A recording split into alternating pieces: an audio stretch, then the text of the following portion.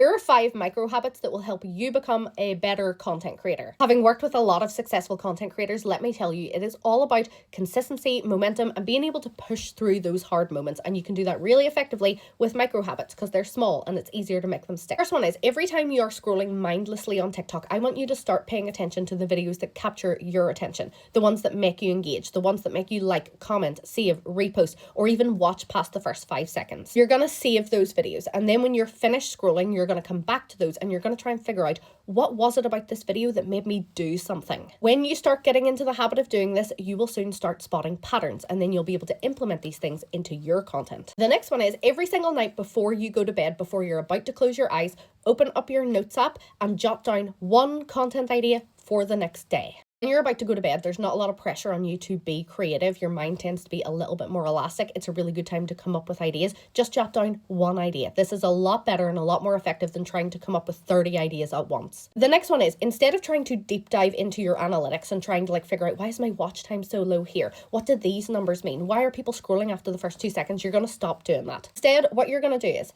after every 5th video you have posted, you're going to look back at those 5 videos and you're going to go, which ones did best? Which ones did best in terms of views? Which ones did best in terms of generating me more followers? If you're trying to get leads for your business, which ones generated me more leads? You're going to pay attention to those couple that did well, and you're going to start trying to figure out why they did well and how you can replicate that. Again, like the first tip, you're going to start to spot patterns if you get into the habit of doing. Next thing you're going to do is you're going to be recording B-roll all the time. Record footage of you pouring a coffee, making your lunch, brushing your hair, putting on your makeup, putting on your jacket.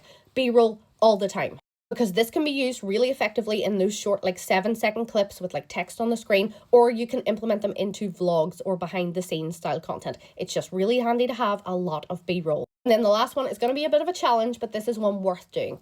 Every single time you go to record a TikTok video, I want you to do one take, one messy take first. You're not going to have any cuts, any edits. You're just going to say everything you want to say, start to finish. You're going to start to figure out, okay, here is where I tend to stumble. Here's some triggers that make me slip up. Here's where I tend to say and ah and filler words. It's going to help you get to know yourself as a creator. It's going to help build your confidence, and it's going to help you be okay with imperfection. Do all of those things and I guarantee you will end up a better content creator for it.